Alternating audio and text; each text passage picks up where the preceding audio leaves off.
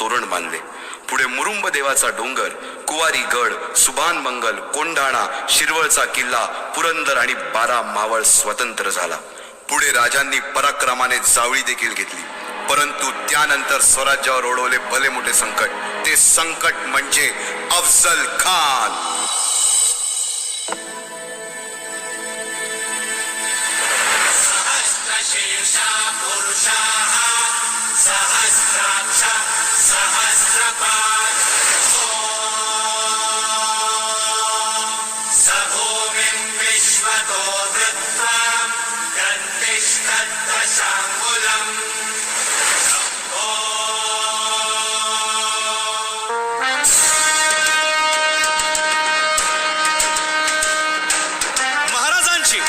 शिवाजी महाराजांची कीर्ती बेफाम होती.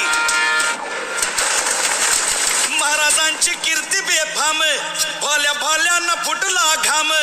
याला कोण घालील यस्सेने, दरबारी पुस्ती बेगम.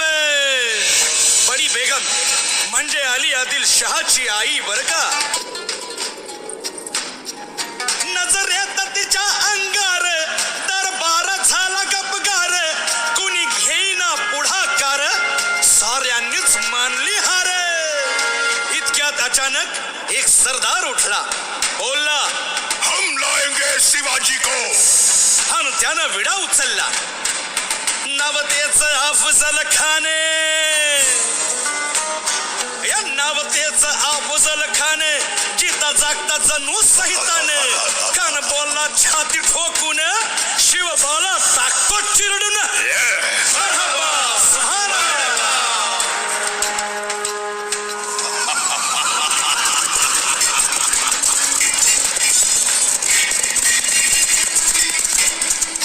आता शिवबाचं काय खरं नाही.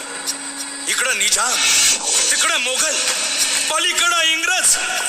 जो तो हेच बोलू लागला. महाराज आपला जीव मोलाचा आहे. खानाचं सैन्य अफाट आहे. त्याच्या समोर आपला टिकाव लागणं अवघड आहे. काही दिवसांसाठी आपण कुठेतरी अज्ञातस्थळी निघून जाऊ. काय म्हणालात रायबा? मासाहेब, आम्हाला आमच्या जीवाची पर्वा नाही. राजांचा जीव वाचणं गरजेचं आहे.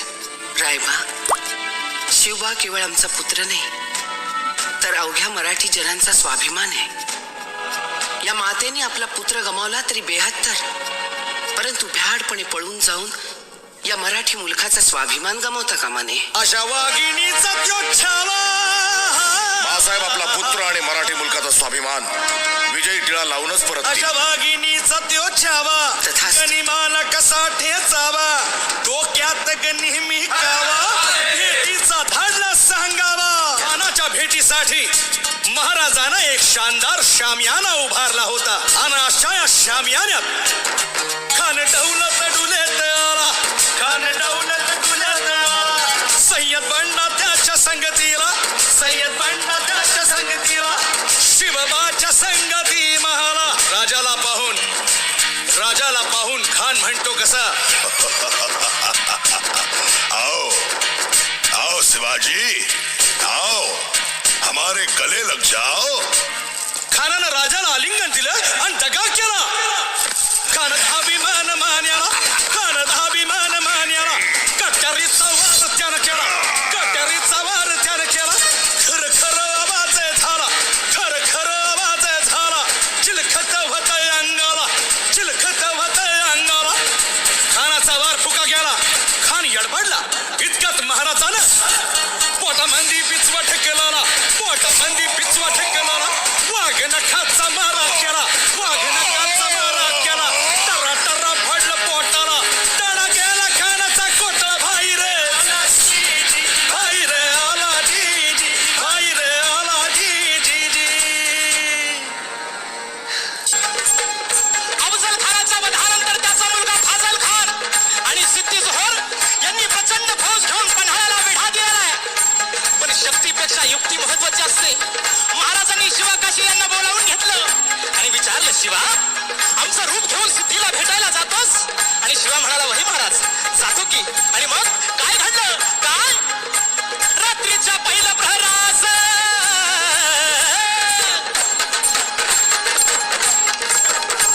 रात्रीच्या पहिल्या प्रहरास 10च्या सुमारास गड उतरण्यास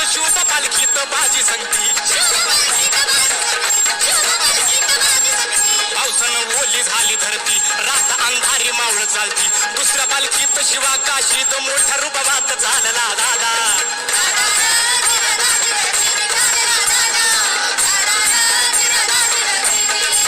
दोन दिशेला दोन पालख्या केलेल्या आहेत. त्यापैकी एका पालखीला खानाच्या सैन्यानं गराडा घातला. पालखीतनं शिवाला बाहेर काढलं, सिद्धी समोर बसवलं. तोवर बातमी आली, हुजूर हुजूर शिवाजी भागाया, शिवाजी भागाया. आणि कडाडलं सिद्धी. त्याने मेहनतून तलवार काढली, शिवावर धरली. सच बता तू कोण है, वरना मारा जाएगा.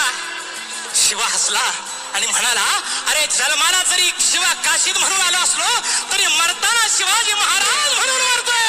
हे भाग्य काय कमी आहे का. आणि कडाडलं सिद्धीची तलवार चालल्या गेली आणि शिवा संपला गेला. पण इकडे बाजीनं गजापूरची खिंड गाठली आणि बाजी म्हणतायत, राज आता येळ करू नका. तुम्ही निम्मी फौज घेऊन विशाळगडावरती रवाना व्हा. आम्ही खिंडीत राहून शत्रूंना अडवून धरतो.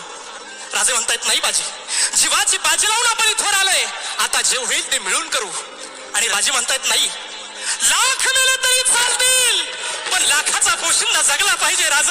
लाखाचा पोशिंदा जगला पाहिजे. आणि मग त्या खिंडीच्या तोंडाला काय प्रकार झाला. काय उभा राहून बाजी खिंडीला विनवणी करी शिवबाला. तुम्ही सुखरूप इथं न जावा, तो उडवावा त्या इशाऱ्याला.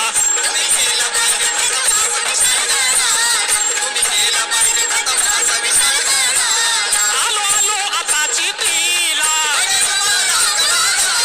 मी ठार करतो सिद्धीला. बाजीचा धावतो वार करतो मी ठार दृष्ट शत्रूला.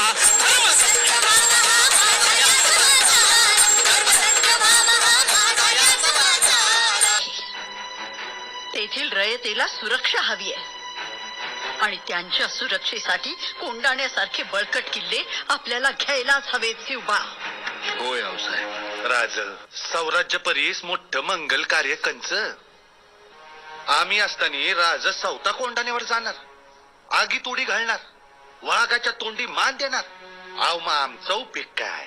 वटांवर या मुठमुठ मिशा कशाला, या पराती एवढ्याला छात्या कशाला, हे मुदगलावानी टणक दंड कशाला, ही मजबूत मनगट कशाला मिशांना पीळ भरायची. आऊसाहेब तानाजी, नाही, ते काही नाही. कोंडाणा घेतल्या बिगर माझ्या घरातलं मंगल कार्य होणार नाही. कोंडाण्याचं पान म्याच उचलणार. राज आधी लगीन कोंढाण्याचं, मग रायबाच.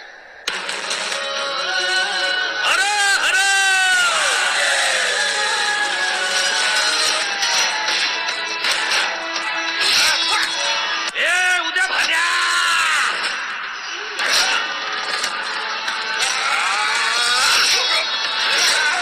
तुमच्यासारख्या मोगलांच्या गुलामांना हे कधीच समजायचं नाही का साम्राज्याचं, शिवाजी राजांचं आणि भगव्याचं रक्षण कराया आम्ही मराठे छातीचा कोट करून तुमचं वंगाळ हात साम्राज्य पातूर पोचस्तवर उकडून टाकू आम्ही.